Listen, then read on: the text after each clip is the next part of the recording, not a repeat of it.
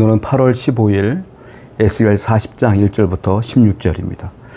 오늘 본문은 BC 586년 바벨론에 의해서 이스라엘이 완전히 멸망했을 때에 성전이 완전히 예루살렘 성전이 무너졌어요. 솔로몬 성전이라고 하는 솔로몬이 만들었던 그 성전이 완전히 무너졌습니다. 그리고 시기를 보게 되니까 1절에 이렇게 잘 나와 있는데 읽어볼게요. 우리가 사로잡힌 지 25째 해 성이 함락된 후 14째 해 첫째 달 10째 날에 곧 그날에 여호와의 권능이 내게 임하여 나를 데리고 이스라엘 땅으로 가시되 하나님의 이상 중에 나를 데리고 이스라엘 땅에 이르러 나를 매우 높은 산 위에 내려놓으시는데 거기에서 나무로 향하여 성읍 형상 같은 것이 있더라. 나를 데리시고 거기에 이르시니 모양이 놋같이 빛난 사람 하나가 손에 3줄과 측량하는 장대를 가지고 문에 서 있더니 그 사람이 내게 이르되 인자야 내가 네게 보이는 그것을 눈으로 보고 귀로 들으며 네 마음으로 생각할지어다 내가 이것을 네게 보이려고 이리로 데리고 왔나니 너는 본 것을 이스라엘 족속에게 전할지어다 하니라. 자, 그러니까 무슨 말이에요? 포로로 잡혀간 지 25년째가 됐고 예루살렘이 함락되고 성전이 무너진 지가 14년이 되었을 때다, 이렇게 표현하고 있어요. 그러니까 에스겔이나 이스라엘 사람들이 볼 때 자기들이 회복될 생각이라든지 이스라엘이 완전히 무너졌고 하나님의 성전이 무너진 것이 회복될 것을 감히 상상도 할 수 없어요. 그 당시 이스라엘 사람들은 어떤 생각을 했냐면 성전이 무너지면 하나님이 기거하는 곳이 성전이었거든요. 그러니까 성전이 무너지면 하나님이 떠났다고 생각했어요. 하나님이 우리나라를 떠났고 나를 떠났고 그러니까 우리에게는 이제 희망과 소망이 없다라고 생각을 했고, 그래서 이스라엘 백성들은 포로 중에서도 완전히 절망 가운데 있는 상태였다는 거예요. 그런데 하나님이 환상 중에 에스겔을 데리고 갑니다. 이스라엘 산 위에 딱 올려놓고 들어봐라, 보고 들어라. 그랬더니 보니까 어떤 3절을 보게 되니까 놋같이 빛난 사람 한 명이 줄자를 들고선 막 성을 막 재고 있는 거예요. 그 성전 자리에서. 뭡니까? 하나님의 성전을 다시 만들겠다, 재건하겠다라는 환상을 보여주고 있는 거예요. 분명히 성전은 무너졌는데, 희망과 소망은 다 무너졌는데 하나님은 그 와중에 꿈을 꾸고 있었어요. 성전 재건의 꿈. 그게 뭡니까? 비전이죠. 하나님의 비전을 누가 나누는 거예요? 에스겔과 나누고 있는 거예요. 에스겔에게 분명히 하나님 말씀하시고 있어요. 뭡니까? 네가 눈으로 보고 귀로 들으며 네 마음으로 생각해봐라. 이걸 다 본문에서. 그리고 이것을 내가 보이려고 너를 데리고 왔어. 봤지? 들었지? 그러면 이것을 이스라엘 족속에게 말해줘라. 전해줘라, 이 말이에요. 하나님은 어떤 분이냐? 내가 소망과 희망이 다 잃어버렸을 때도 하나님은 비전을 품고 계시는 분이에요. 그래서 그 비전대로 하나님은 일하시는 분이에요.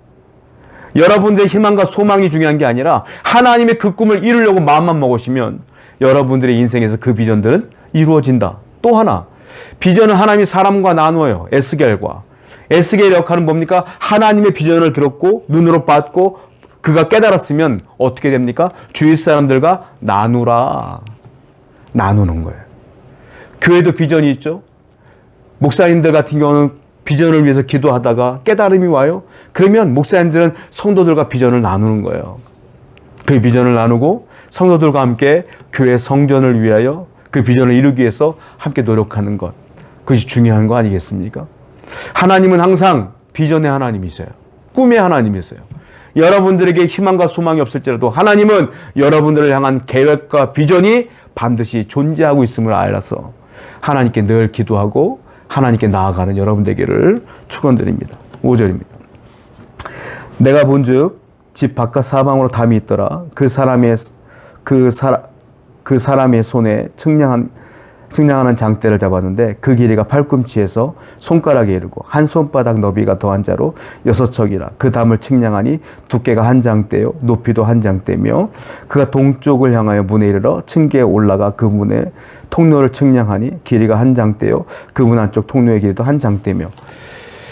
먼저 하나님께서 성전의 담을 측량케 합니다. 3절에 보면은 아까 보니까 놋같이 빛난 사람이 등장하는데 그 사람이 계속 측량을 하는 거예요. 측량을 합니다. 먼저 담을 측량하는데 다 3m짜리로 다 담을 측량해요. 아무도 못 들어오게. 3m면은 못 올라오죠. 사람들이 키가 아무리 커봤자 2m가 안 되니까 웬만하면 커봤자 180, 190 아닙니까? 그러니까 3m면 올라갈 수가 없어요. 이게 무슨 말이에요? 외부로부터 완전히 보호하겠다. 뭐로부터? 죄로부터. 죄로부터 완전히 보호하겠다, 내 성전을. 하나님의 백성이 머물고 예배하는 그 장소는 거룩해야 돼요. 하나님이 기거하는 장소는 거룩해야 돼요.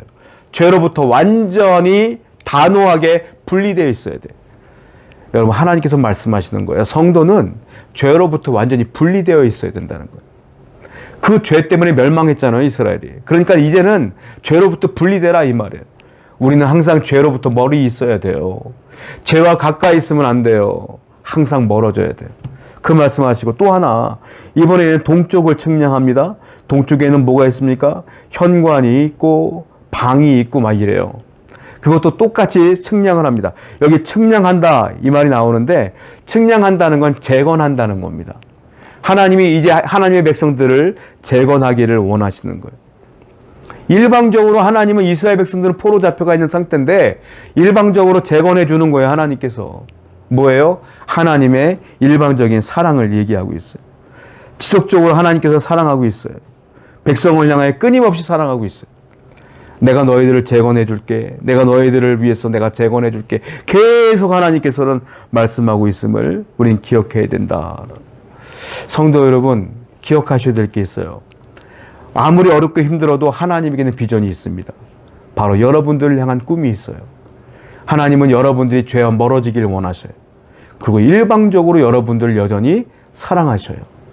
그러니까 이 사실을 기억하시고 죄와 멀어지고 하나님과 가까이 하며 하나님을 붙들고 잘 승리하시는 여러분 되기를 축원드립니다. 기도하겠어요. 언제나 하나님만을 생각하고 사랑하는 성도들 되게 하여 주시옵소서. 예수님의 이름으로 기도드렸습니다.